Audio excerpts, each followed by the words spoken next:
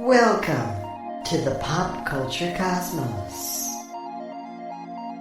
All right, and we're back once again with the Pop Culture Cosmos. It's Gerald coming right back at you here. Cannot thank you enough for listening. And I'll tell you what, this is something I've been wanting to go ahead and talk about for quite some time, although I'm not going to do very much of the talking. I'm just going to be in more of a listen and learn and hopefully better understand what's going on as far as pop culture, but from a Black influence side, because it is Black History Month. And it's something that I want to know more about always. I want to know about all these different cultural influences in our society and how they affect pop culture, both from a past, present, and future standpoint. And I've got two great guys here on today to come on as my guests. And, you know, you've heard them many times on our show before, but you could never hear them enough. They're great guys from the Voice from the Underground. They do have to deal with Jason Dutch, though. That is part of the problem right there. But it's still an outstanding show indeed. It is Voice from the Underground, the podcast. He's going to kill me next time he's on the air with me. Voice from the Underground, the podcast. You got to check it out today on all major podcast platforms. First off, it's Big Haas. And Haas, I just cannot thank you enough for being here. Oh, no problem, man. Honored to be here. Honored to be here, man. How you doing? It's good, and it's my honor to have you on the show, especially so you can not only help myself, but also everyone out there that wants to learn and understand more about the influences and everything going on within Black culture for pop culture. And it's just going to be a great conversation. I'm looking so forward to it. But you also cannot have another great show like this without my good friend as well. He's also from Voice from the Underground, but he also tag teams with me on the Lakers Fast Break. Pause. Dramatic pause. Why are you pausing? It's nothing. Tag team, dude. Tag team. There you go. Tag him in. God, it is TJ Johnson, man. TJ, just again, always a pleasure having you on. You know it, man. Big G, what's up, brother? How you doing, man? I'm doing well. It's actually here in Vegas. Been raining for once. Got to see some rainbows out here, so a little bit better for us. We're always worried about if it gets too dry out here. But enough of my talk. I want to hear from you guys first, especially your backgrounds. You know, going back to even when you were much younger. I mean, I have my influences when I grew up. I come home from school, the cartoons, the Saturday morning TV, everything from pro wrestling to cartoons and movies and televisions that I saw and comic books and things that I saw when I was growing up that helped influence and shape the way I was today in pop culture and how I see things. But I want to hear from your guys' standpoint because this is, again, and I appreciate you guys allowing me on. I mean, we talked about this, and I wanted to turn the show entirely over to you, but you guys were so gracious in allowing me to go ahead and spend some time with you on this. Haas, I'll start with you first. Your background as far as what you want to talk about and what influences you had early on that helped shape your love for pop culture. Well, I think that for me, it was my family. You know, we loved watching TV shows. We loved music. We loved movies. I mean, growing up in the Stevenson Collins household, you know, it was not rare at all to have a Saturday where we pop down to the local video store and literally buy 12 movies.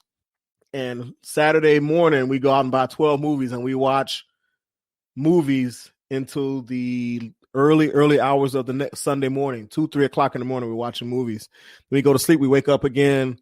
We have breakfast, and then we start it all over again at 12 o'clock, and we watch the rest of those movies. So as far as pop culture is concerned, music, movies, TV shows, fashion, comics. What type of, I mean, what shows really just you connected with, or movies or fashion, just anything in particular? And that again was very eclectic. Now, like, let me tell you something. You know, of course, we watched The Cosby Show and Good Times and The Jeffersons, but we also watched Dynasty and Falcon Crest and One Life to Live and General Hospital. So, you know, my grandmother we'd be watching Dynasty and she's like, okay, this is how you need to dress. You know, look at Blake Carrington. That's how you want to dress. And she'd tell my daughters, my sisters, look at how Diane Carroll is dressed in this show. And on Falcon Crest, same thing. She'd be pointing out the best dressed. And When we watched the Cosby Show, we talked about education, the importance of school and the importance of family and the lessons. It was always a running review of everything. And we would watch Fat Albert. And when we talk about comics and black superheroes, one of the first black superheroes that I knew and related to and looked up to was the Brown Hornet from Fat Albert. The Brown Hornet and then Power Man, who was, Luke Cage, were my two favorite heroes coming up. So that's kind of how my background got started. When it comes to Fat Albert, that was something I absolutely loved when I was a kid as well. I mean, that was something Bill Cosby, I understand his current issues aside and things he's done aside. Yeah. Let's put it in perspective of that show and how it, like you, I was a big fan of that show as well, as far as not only from just the fact that it was just a good show, created great narratives, great storylines, and you wanted to follow what the kids were doing each and every week when you were watching it. Right. TJ, how about you, my friend? What were some of the influences for you when you were younger and how that helped shape your love for pop culture? Oh, my goodness. I don't know if we have enough time for the things that I was into. We can always make a part two. We might need to make a part 7, 8, 9, and 10. Obviously, I'm a little bit younger than you guys, so let's go ahead and just get the elephant out the room. There are some shows that you guys have mentioned that I don't know about. I don't know nothing about any of the shows some of the shows that Haas mentioned, but I did grow up on Cosby's. I did grow up on Family Matters and The Fresh Prince, and so that started my love and Good Times. I did watch quite a bit of Good Times and Living Single. That was my jam. Martin, stuff like that. That was all my jam. That was my forte. In Living Color, things like love that. Living Color. I'm trying to tell you, man, it's one of the best shows people didn't talk about. But it was criminally underrated at that point in time because of and again, it goes back to what we're talking about with the Cosby Show. It emulated just quality television as far as from a comedic standpoint, because the cast you saw there, you just saw the brilliance of all those individuals. And at that time, they were faring much more from a quality standpoint than what SNL was doing at that point in time. Oh, absolutely. Absolutely. And they were also not as well known. I mean, Keenan Ivory Wayans, it was one of the ones that originated putting his family on. He didn't just put on one. He put his whole squad on. Damon what's the Damon, Marlon, Sean. What's the sister? Kim. Thank you, Kim Wayans. All of them. He put his whole squad on. That's kind of the beginning. And not only were they all talented, that's what I'm saying. and not only were they all talented, but he was able to locate other talent as well. Obviously, Jim Carrey comes to mind, but there were so many other individuals mixed in there. Even when it comes down to the J-Lo factor with their contributions to the show as well, he was able to see these things. Keenan Ivory Wayans, I'm talking about, was able to see, as far as from a producer standpoint, all these different great personalities from all these different backgrounds that were able to contribute to this awesome show. Absolutely. And I know what all the ones that I mentioned before look like I only watch black television, but actually, hold on. But I need to be able to paint my palette. I need to be able to explain my palette. So it goes further than that. I actually grew up, believe it or not, off Nick at Night. So your Dobie Gillis's, Dobie Gillis was the joint. Your F Troops. I Dream of. Well, I guess that was more of a Fox. Or I Dream of. What about Gomer Pyle? Gomer Pyle. Anything that was on syndication with Nick and Night, Get Smart, all that stuff. I used to love Get Smart too. Yeah, I used to love Get Smart. I like the idea of going into the telephone booth and you went down, and now you're in the headquarters. I didn't even talk about Inspector Gadget, Mask, G.I. Joe, those I haven't cartoons. Got to the cartoons yet. Right. That's what I'm trying to tell you, man. So when we're talking about our cartoons, I'm taking it back to He-Man. I'm taking it back to Thundercats. I'm taking it back to She-Ra. I'm taking it back to Jem. I was into Jem too. I thought Jem was awesome. Jem and the Holograms? Yeah, man. I still remember that theme song, bro. I'm not gonna sing it, but point is, Battlestar Galactica, Star Trek, The Next Generation, like all of that, bro. The Next Generation, Deep Space Nine. Deep Space Nine, yep. Stargate. Hey, I was up on Legendary Journeys. Yeah, I was up on. I was up on the first Star Trek, so that's how old I am. Yeah, I mean, see, you said Deep Space Nine. I'm like, man, I'm talking about Jim. We're not talking about. We know I'm that not old enough myself for the first original run. Damn of it, Star Jim! Trek. I'm a doctor. but I am old enough to when it first started in reruns. So I will say I'm with Haas on that one on Star Trek. But yes, you're right. When it comes to all the different things from Gem and the Holograms, Star Trek: The Next Generation, then evolved into Deep Space Nine, Voyager, and Enterprise. Just these great influences you have. And when you saw what was going on screen, TJ, was that something that got you going and saying, hey, I can go and like these things from all these different backgrounds, and that helps define who I am as a person? Well, I guess it depends. Are you asking the TJ that was watching it, or are you asking TJ now? Because TJ was watching it, I had no clue. I just was watching TV, so I didn't look at it as a white TV versus black TV. I didn't look at it as just TV. It was just TV to me. I mean, I was the one that was confused. I thought there were two Michael Jacksons.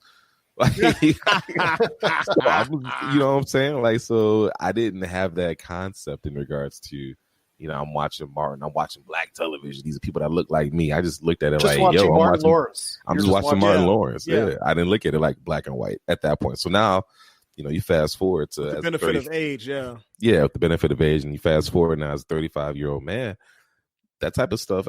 I appreciate the fact that I wasn't just strictly watching this. I was able to have expand my palette, if you will, and be able to watch things like Dobie Gillis, things like, you know what I mean? Like I appreciate that because quiet as kept. I learned a little bit of game from Dobie Gillis. Dobie Gillis was quite a ladies' man back in the 60s, 70s. So I learned that. Happy Days. I learned how to be cool like the Fonz. Like the Fonz, it is what it is, man. You take bits and pieces of different characters that you see, and you try to not necessarily incorporate them into you, but take certain aspects of their personality and say, that's pretty cool. I wonder if I can do that. Or I wonder if I can do that. I wonder if I can do that. So obviously at some point you become whomever you're going to be, but I appreciate not being relegated to just the black shows, or not being relegated to just cartoons, or not being relegated to just, things that people feel like the world will paint me out as to something I should watch. I didn't just watch Eddie Murphy Raw. I mean, I did watch it, but that wasn't all that I ever watched. I didn't just watch Chris Tucker or Martin Lawrence. So, it was eclectic. I watched Gary Owens, Gary Owens is great, man. I like Sinbad, Sinbad Borderline. Yeah. He riding between both of them. I don't know, but he's still playing today. No, he's here in Vegas today, recently. So Sinbad was? Yes. Look out. A high yellow self. Go ahead, Sinbad. Vegas gets everybody. Right? One of the good hair crew. Yeah, if you're 90 and you still have a pulse and you still have a name, you can play somewhere in Vegas. That's all that's But absolutely, man. That's just great to hear. I mean, from both of you, that it wasn't just drawing from one area, that you guys were just watching, like you said, programs and listening to music and enjoying things in your life just because they were so appealing to you, no matter what type of background it is. And that's great to hear how that later on in life that you guys have been able to go ahead and reflect on that, how that helped you guys. Like, for instance, on your show, Voice from the Underground, you're able to go ahead and draw back on those memories that you have from that age when you were watching so much television, listening to music and things of that nature, and draw those good memories from it. So that's awesome to hear that. You're listening to the Pop Culture Cosmos. Don't touch that dial. Wait, do people still use dials? Hey, listener. Dutch here from Voice from the Underground, the podcast. My co-host and I want to invite you to check out our little corner of the podcast verse. At Voice from the Underground, we talk about all the crazy happening around us and try to make a little bit of sense out of the nonsense with little to no results. If the idea of hearing three semi-intelligent, outspoken nerds talk about politics, social issues, current events, sports, movies, pretty much anything that we decide to talk about because, well, it's our show, appeals to you, grab your shovel and come on down to the underground, and then consult a qualified psychotherapist. Find us wherever you get your podcasts, just not where you buy your weed. Voice from the Underground. Now we get into a point where I want to talk to you guys about what's coming up now, or what is apparent now, as far as from a black cultural standpoint, because it is something that is very prominent now in pop culture about how is it represented and what needs to be done going forward. But I'll start from a present standpoint, let's say since the turn of the century, since the 2000s came about. So I ask you, Haas, as you got older, as you became more big hoss, for instance. Yeah. What was it like in that shape as far as maybe the late 90s, early 2000s, going into that as far as you became more aware of what was going on and your taste may have fluctuated in one way or another, veered one way or another, and how that shaped your, I guess your imprint on what you think as far as pop culture is concerned? I think that for me, I just became, as I got older, I think the first thing for me was looking back at older cartoons that I used to love and realizing, like, hey, this is kind of racist. Yeah. When you look back at some of the old Tom and Jerry cartoons when they had the, the black face, the old lady, the old lady, red lips. All you saw was her legs and the way she talked. Mm-hmm. And looking back at some of the Bugs Bunny cartoons and things like that, you're just like, ooh, okay. You know what I mean? So you just find yourself, you still enjoy it, and it's almost like you compartmentalize. You accept the time for what it was, and in that way you can still find enjoyment. You know what I mean?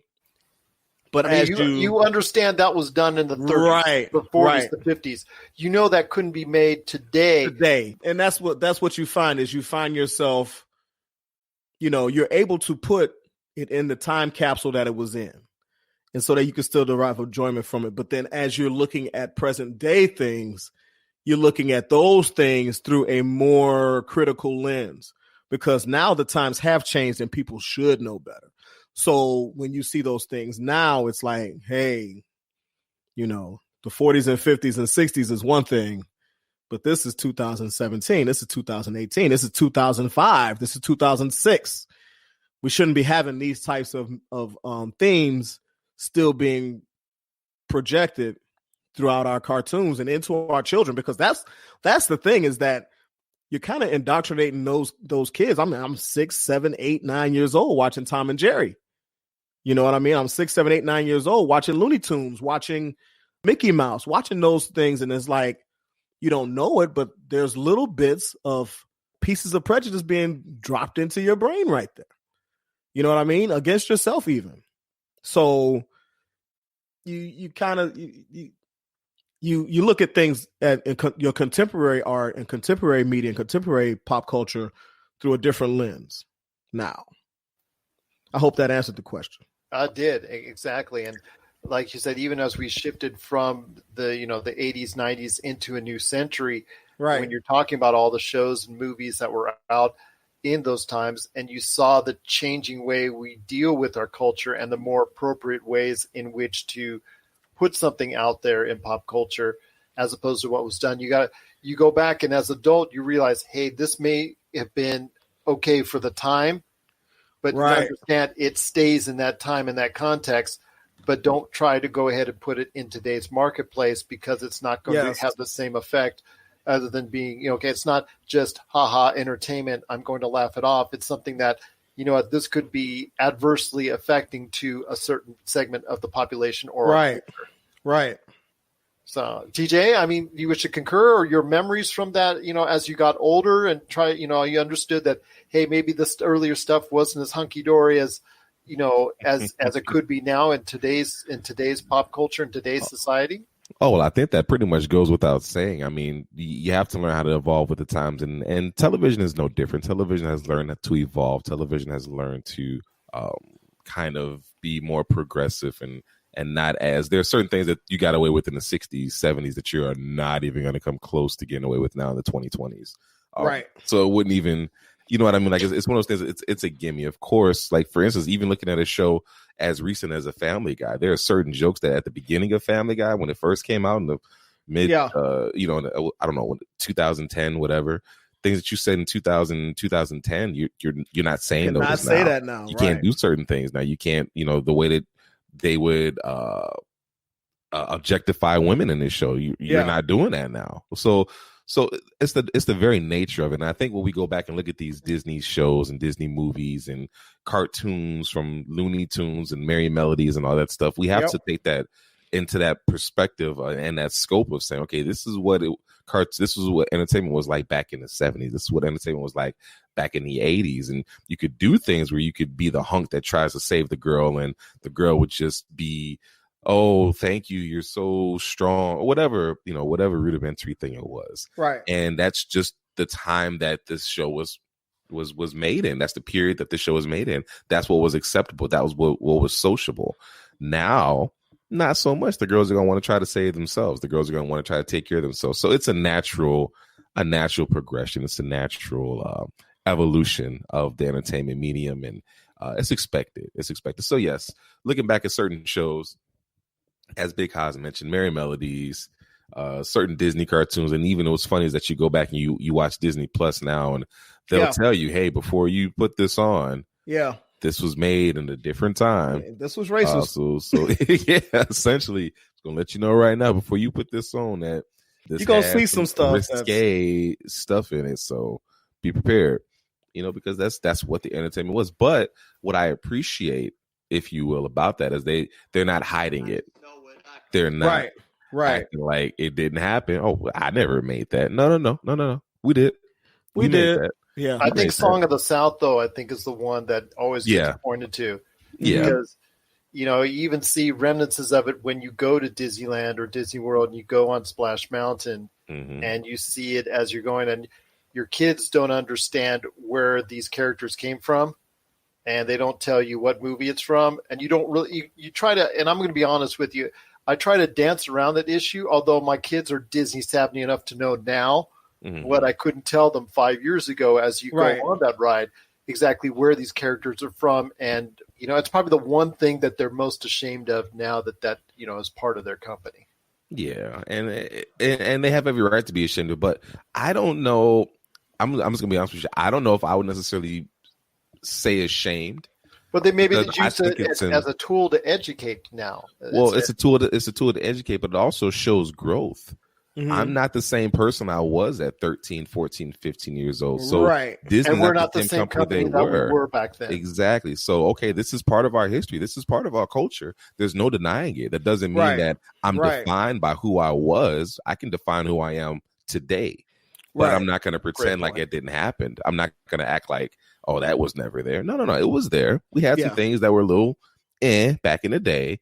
But you can see our progression. You can see how we've grown from those experiences. You can see how we've grown from those entertainment shows or those movies. We're not the same company, So I think I can appreciate watching the growth. I can appreciate them not running away from it and saying, "Yep, that was us. Here we are now. Here's how we changed."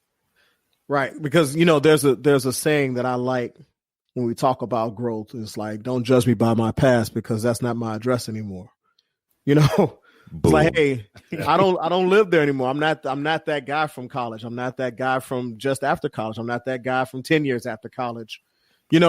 So that's just, I think a lot of times, especially like with this cancel culture, when we're talking about, people digging up tweets and posts and stuff from 10, 15 years ago. You don't know what that dude has learned in those last 10 to 15 years. Absolutely. Or that wisdom person has something learned. You have. Wisdom is not something you just have right away. Right. You earn that. That. You earn that through experiences. That's why experiences. That's why they call it the wisdom of years. Yes. Absolutely. And you look at somebody like a James Gunn in that same situation. Yeah. Obviously, and I appreciate that while Disney, had a very knee-jerk reaction, oh, you're fired, they came back and said, okay, all right, everybody breathe, let's breathe, let's take a breath, let's come back to this. Right.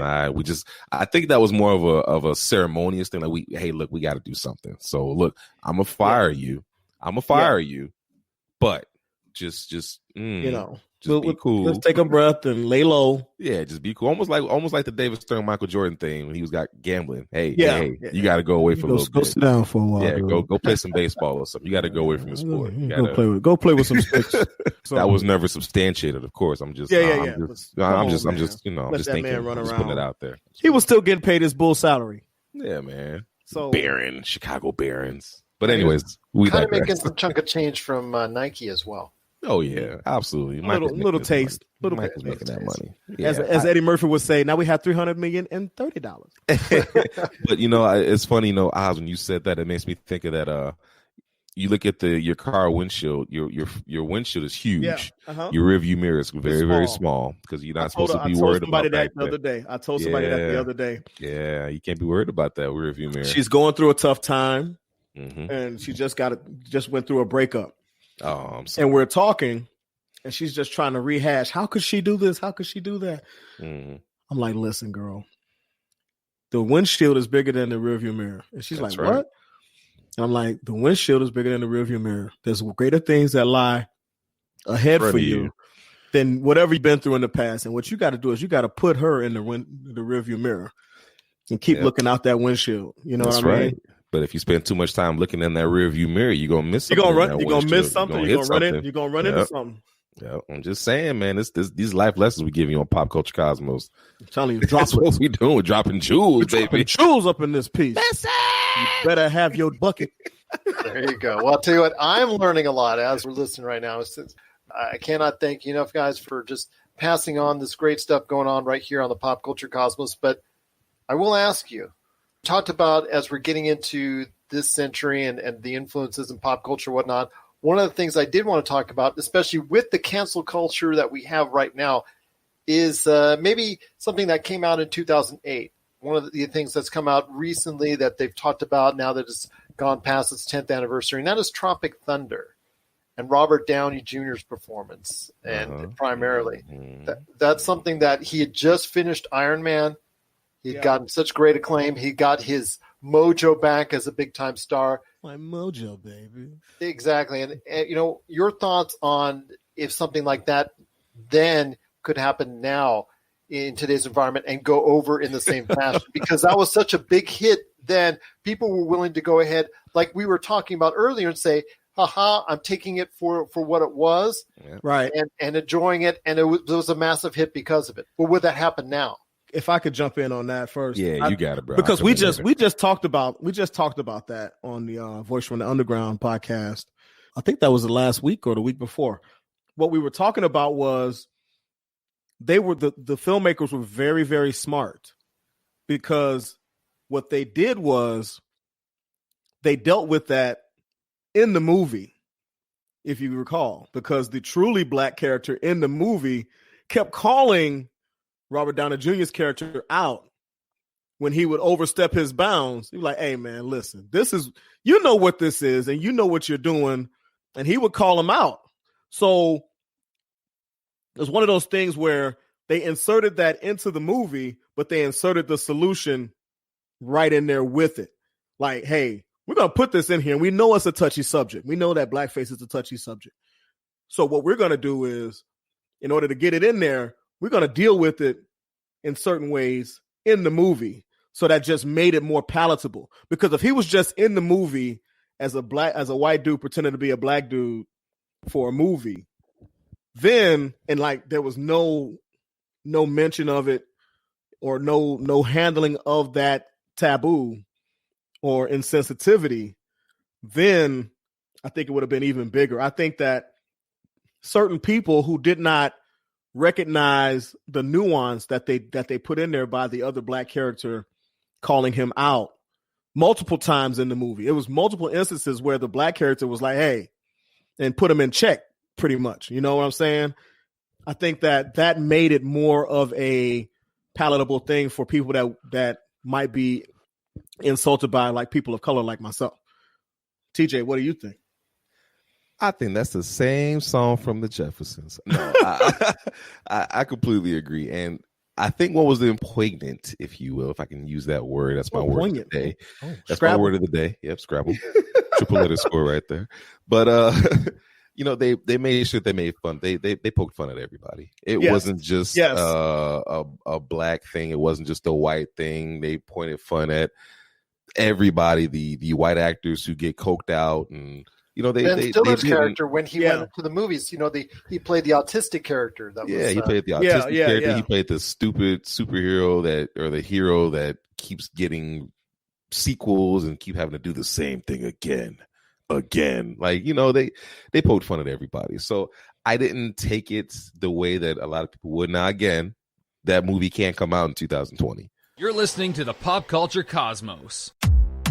McCallum Films is back with a vengeance. Power of Grayskull, the definitive history of He-Man and the Masters of the Universe, which chronicles the ultimate 80s billion-dollar franchise, Masters of the Universe. See exclusive interviews and hear untold stories from the people responsible for creating the world of Eternia, a place full of magic and science, and learn about the craft of creating action figures and animation. Power of Grayskull is just one of our many projects at McCallum Films.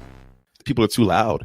Social media has turned into what it's turned into, and because again, social media even back in 2008 was not where it is now. I think we had MySpace. We might have had Twitter. Facebook was just getting underway, really. Yeah, Facebook was a brand new thing. Social media wasn't what it is now. Buzz wasn't what it is now. I don't see it happening. I think people are going to be too scared to touch something like that, personally. Mm-hmm. And I don't know if I necessarily disagree with them. I think that, some people are just shown to be really, really sensitive. And as of late, I think that we just have this culture where everybody's just extremely sensitive. And I don't know if they're sensitive because they feel like they're not being heard, so they're going to be loud about everything, or if they're truly sensitive about certain things. Like, for instance, Tropic Thunder wouldn't bother me in 2020. No. It wouldn't bother me at all in 2020. However, I'm not one easily offended. I'm not one that's going to be just, oh my God, I can't believe you said, like it's not that deep to me. Like it's just not. So I'm not easily offended by that type of stuff. However, we seem to be in this day and age where it's the norm to be offended. Everything that gets said is somebody's offended by it. And be it right or wrong, you can't tell anybody how to feel. So I think that in this climate that we're in now, the social climate that we're in, I don't see that movie getting made. To piggyback on that, you can't tell people how to feel and what opinions to have, but you can still challenge them. You know what I mean? Absolutely. You can still, you're having your right to have an opinion. You open yourself up for criticism of your stance, how you're feeling, or your opinion when you publicize it. So if you are going to go, what you think about Dwayne Wade? No, I'm just kidding. I'm just saying. We ain't got to go there. We could go there. We ain't got to go there. I just think that when you publicize your opinion, when you publicize your feelings, when you publicize your stance, you open yourself up. You open yourself up for criticism. Yeah, so you can't say, "Oh, I think da da da da da da da da." And when somebody says, "Well, why do you think that?" Because I don't think that. I think that this. Can you expound on why you feel that way? You can't respond and say, well, "That's just how I feel," and that's it. No, right. You open your. You should be willing and able to defend your position. You know what I mean? And if you can't, maybe you need to rethink that position. Sometimes people, they want to put their feeling out there and they don't have anything salient to back it up. It's just how they feel. So then when they're challenged, they just don't tell me how to feel. I'm not telling you how to feel. I'm encouraging you to explore why you feel that way. Exactly. I'm just trying to understand why. Yes. It's not a challenge. Right. It's an explain. Right. This is an opportunity for you to expound on that particular take. Right. And sometimes on social media, somebody will put something up and that will be my exact response. I'll comment and I'll say, "Can you please expound?" And they'll say, "What do you mean?" Tell me, why do you feel that way? For you. Let me define it for you. Tell me why you feel that way. Expound. Tell me what is the basis for that feeling or basis for that opinion. Yeah. And then they're like, "That's just how I feel." But that's an emotional response. That means, that's an emotional response. And oftentimes that person is coming from a place of ignorance. Exactly. They're just saying something because they've heard it somewhere. Mm-hmm. Can you tell we've done this before, Gerald? I can tell you've done this. Does it sound like we're familiar? Exactly. I mean, I've been on your guys' show a couple of times now, and it's just this banter that you guys have back and forth is always great to hear.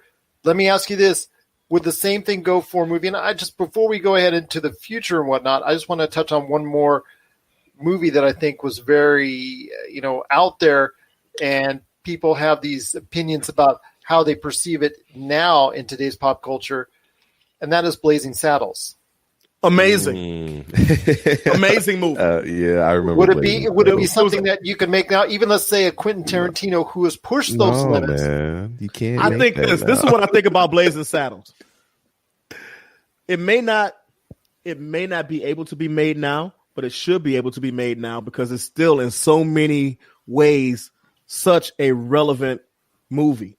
A lot of those things that they touched on in that movie all those years ago still relative today. Are still relative today.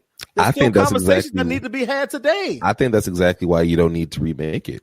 You don't have to. So there's certain times. It's just saying what TJ. I think though is like it's saying if it wasn't made back then, okay. Could it be made now in today's climate? All right. Yeah. I think it could be made, but it would be it would be way more controversial than it was back then. Yeah, would you fear it be toned down? Would you fear it be toned down and the message would not be coming across as loud and as clear as it did back then?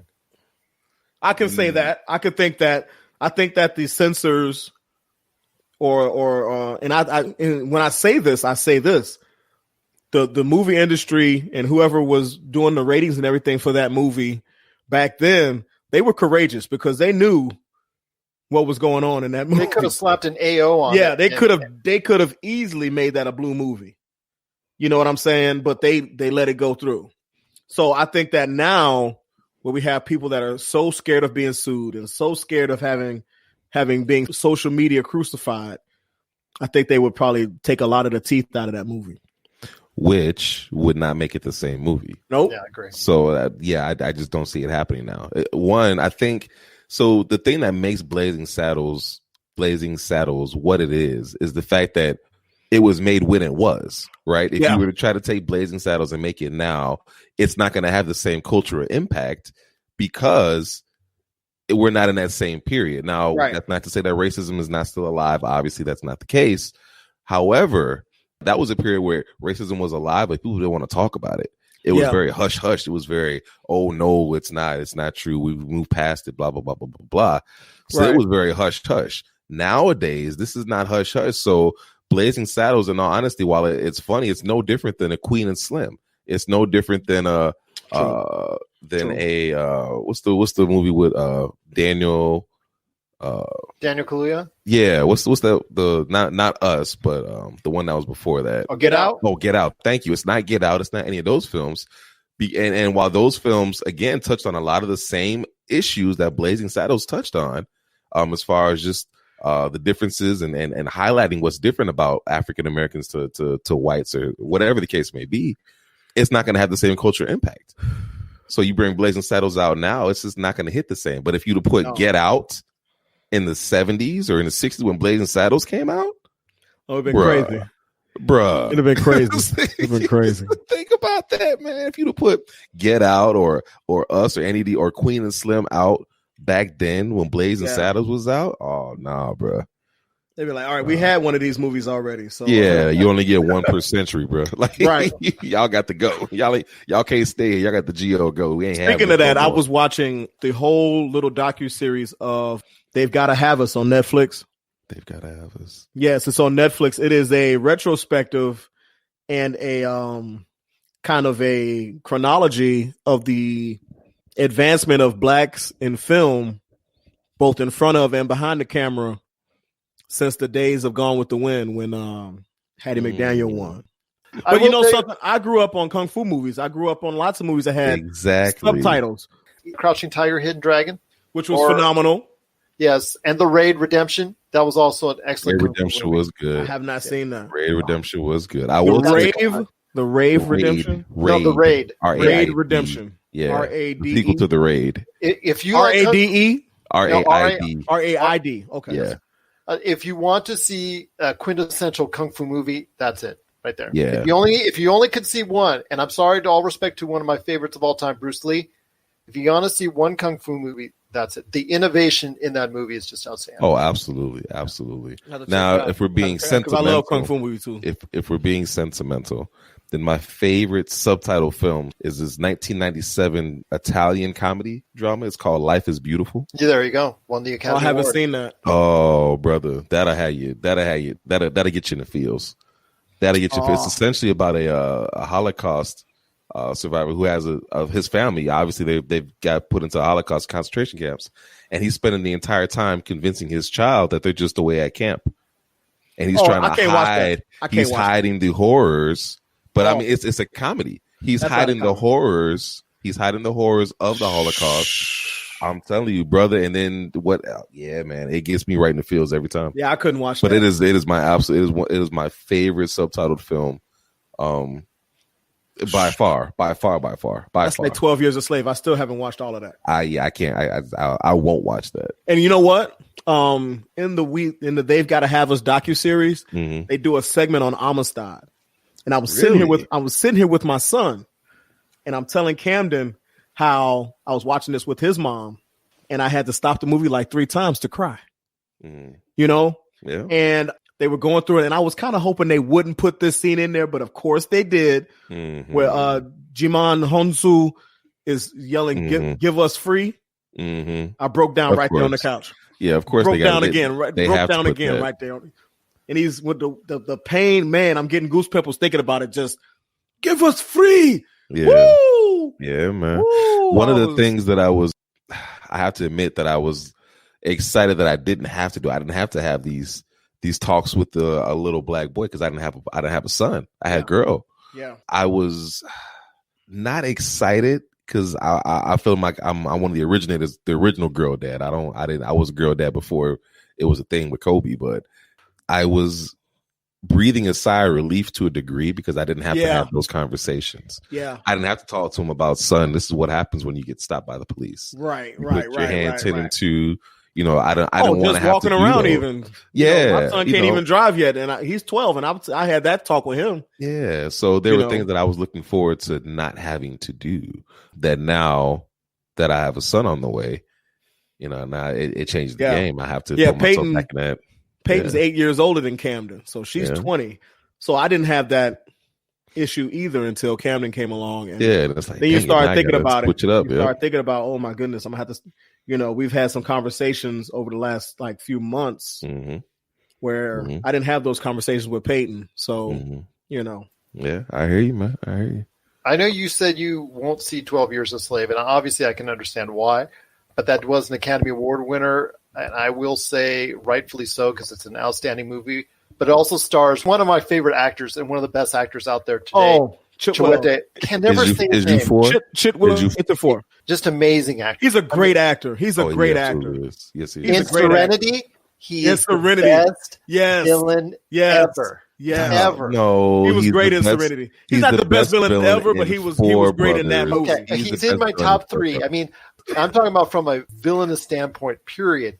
He was just truly outstanding. I mean, whether you want to go, for me, Robert Redford in Winter Soldier. You could say Michael B. Jordan in Black Panther. You could say, you know, there are other great villains that are out there. Javier Bardem, man. No Country for Old Men. He was He was scary. Or No Country for Old Men, both of them. Yeah. So, I mean, there's so many great actors that have played such great villainous roles. I mean, Heath Ledger as the Joker. Yeah. I mean, his performance in Serenity was truly one of the best villainous turns I've ever seen. He was great. He was great in that movie. The calm way he approached. Right. And he approached it was like business. It was just, this is just business. I was like, I hate him.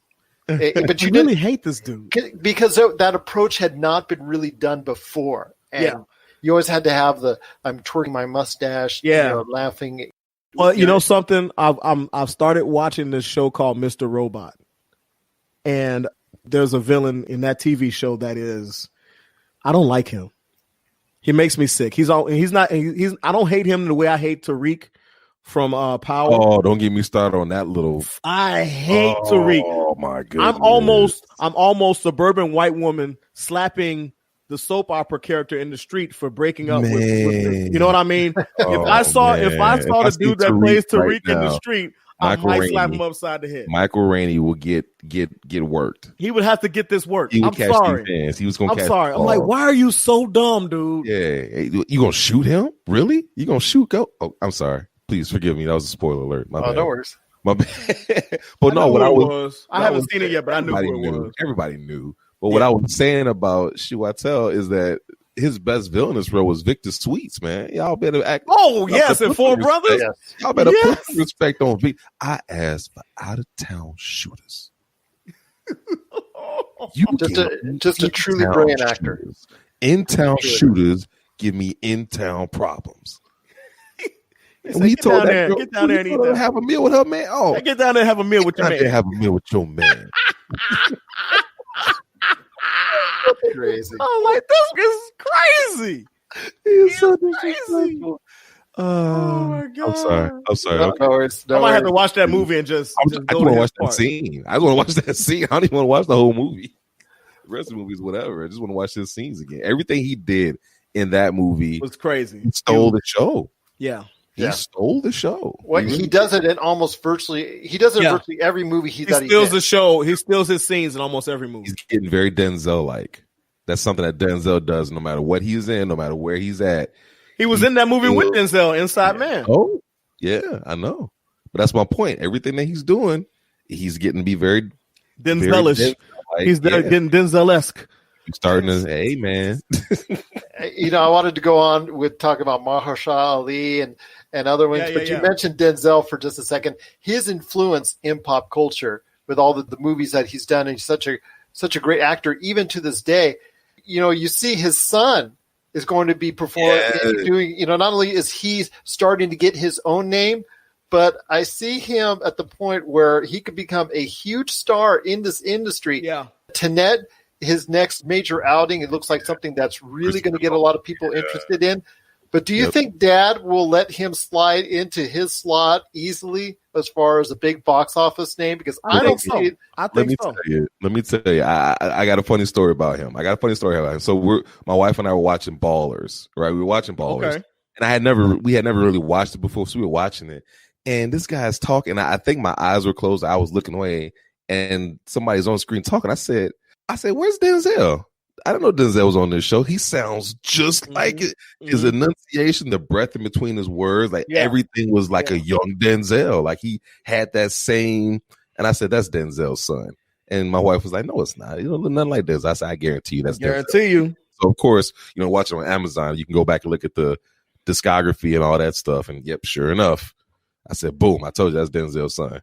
She's like, "Got to be more careful." Anyways, I'm sorry. I digress. Oh, no. I mean, because you can see that influence is there. And he's on the verge of being a humongous star, just like his dad. Yeah. And his dad, in these days in the industry, and this is something Josh and I have talked about, where there's a lack of young stars in Hollywood, and we're still recycling over and over the same 40 and over stars. In fact, this weekend, Harrison Ford. Just to give you an idea of what's going on. And I told my wife about that movie because she's like, that movie's going to go plastic. I said, no, it's not. I said, it's an old white dude. It's a dog and they're in the wilderness. White people are going to flock to this movie. You just wait. Gerald, have you seen this movie? No, I've not seen this movie. But Gerald is like, I'm not admitting that now. It's getting mediocre reviews, but it's not even a real dog. It's a CGI dog. Dude, they don't care. Yeah. It's the wilderness. It's the wilderness in wintertime and a dog. Where's Lassie when you need her? That's what I need. Lassie, what? Hannah's in trouble. What, really? Would have been like Cujo, man. Would have been Cujo. Yeah, man. Yeah. Shout out to the TV dogs. Yeah. There you go.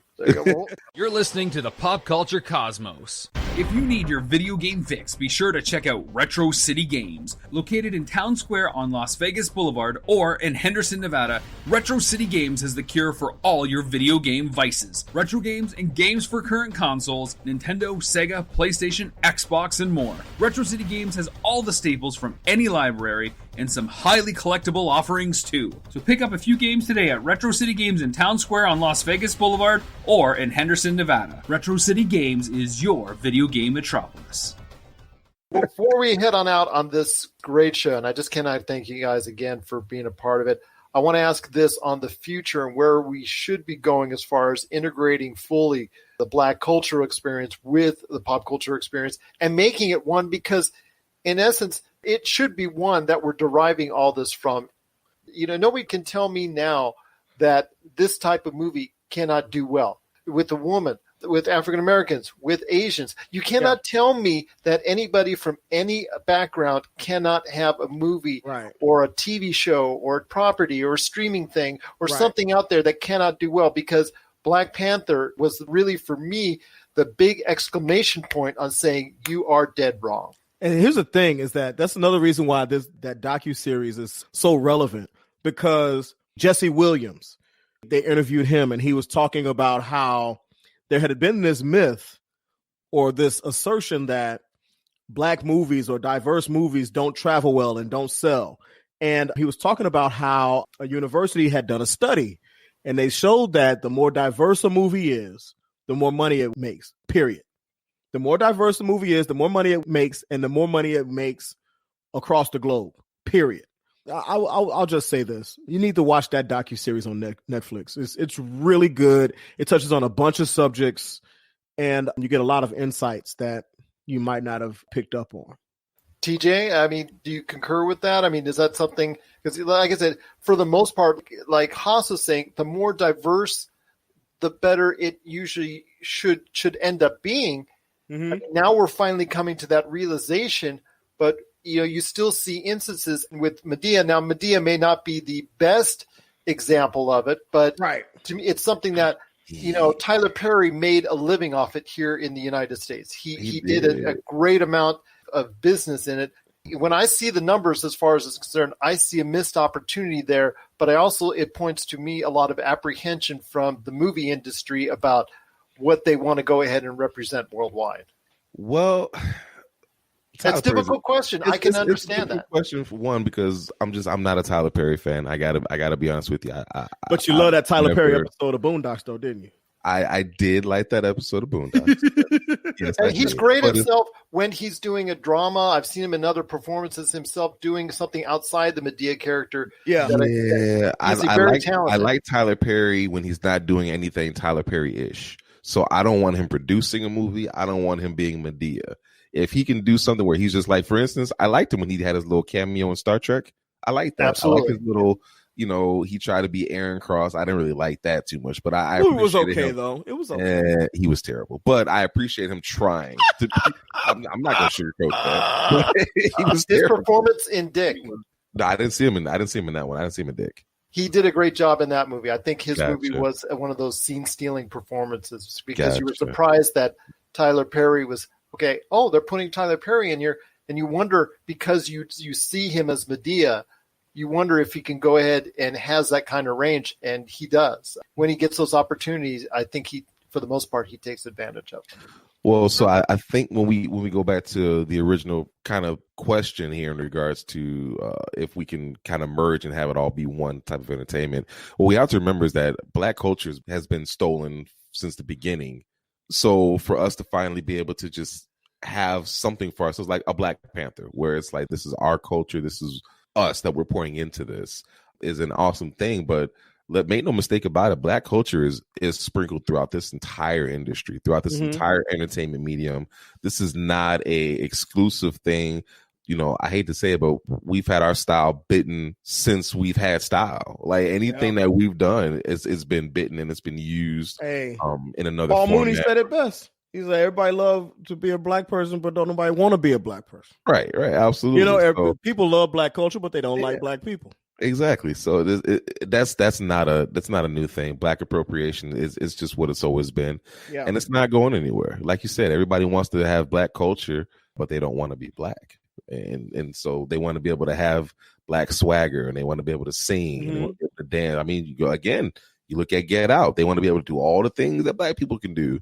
Yeah, I mean, and in that movie, they wanted to quote unquote be Black, but they didn't really want to be Black. They just wanted what Black people had. Yeah, they wanted to have the consciousness. Yeah, or the je ne sais quoi. They want that je ne sais quoi, but they don't want that external covering. Absolutely, even to the point where they always have something to say about African American fathers or African American athletes, or it's always going to be what it is. So, will we ever get to a point where it's just normal? I don't know. That's the thing. And that's the thing. It's like forever get over being racist. Like I don't know. I don't see it. And that was in that docuseries as well, saying that Black shouldn't be considered a genre.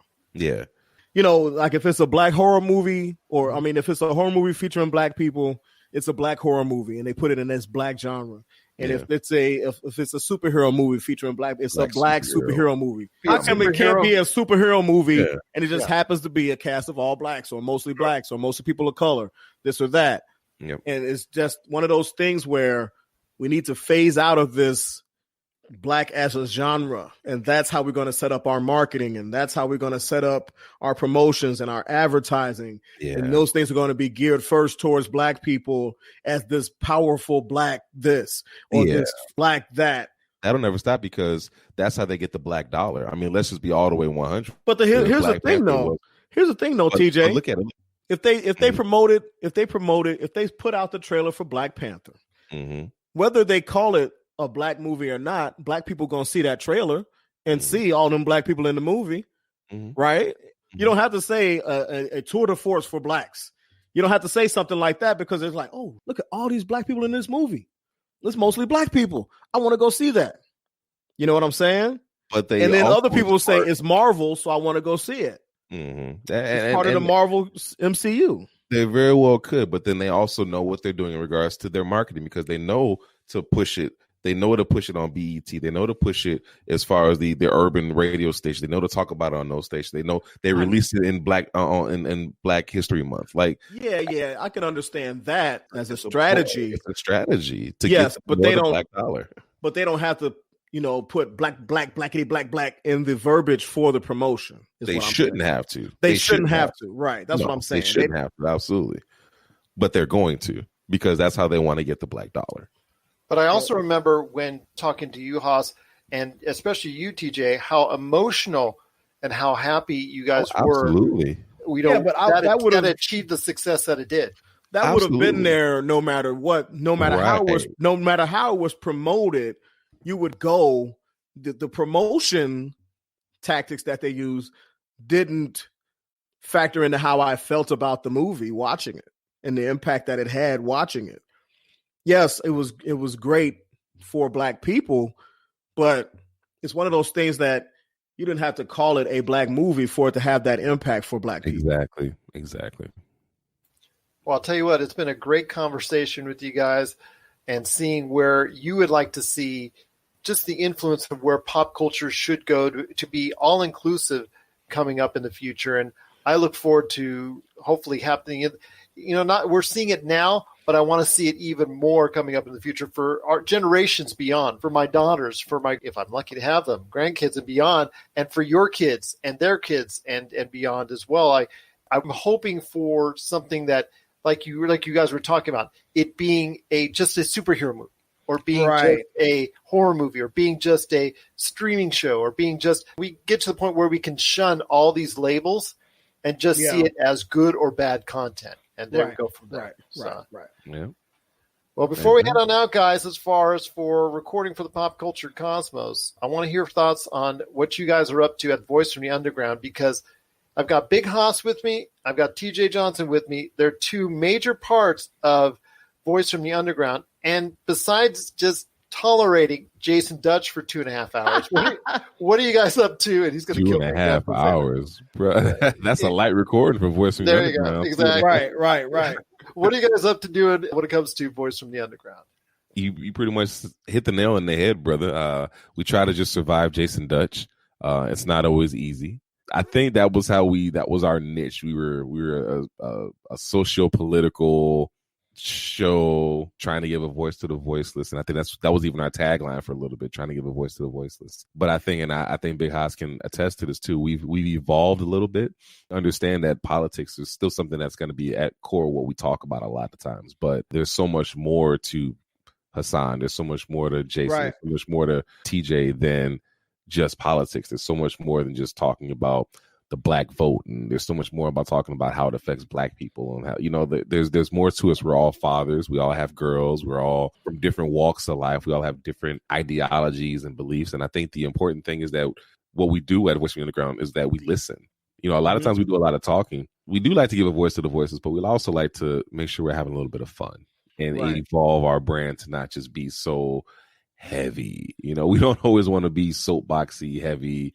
Haas is doing big things. He's over there smoking a cigar now. That dude, let me tell you something before we go. If Haas is not eating or smoking during the podcast, it's not a real podcast. He had a delicious looking piece of chocolate. Yeah. I still got it. There it is. If he's not eating or smoking something during the podcast, he's not doing it right. He's not doing it right. But in all seriousness, you know what, man, at Voice on the Ground, we enjoy each other's company, man. I love these guys. It's been an awesome experience, man. It's a lot of fun. When I can stay up to do it, I love it. But that's another conversation for another day. Right there. Well, if you do want to hear the best in politics, pop culture, sports, cigars, chocolate cake, and so much more, you got to check out Voice from the Underground today, wherever you get your podcasts. Enjoy the weekend, my friend. All the best. All right, you too. Thanks for having me on. Always TJ, a pleasure. Be cool, brother. I will talk to you soon. Yes, sir. See you tomorrow. All right, later. Take care.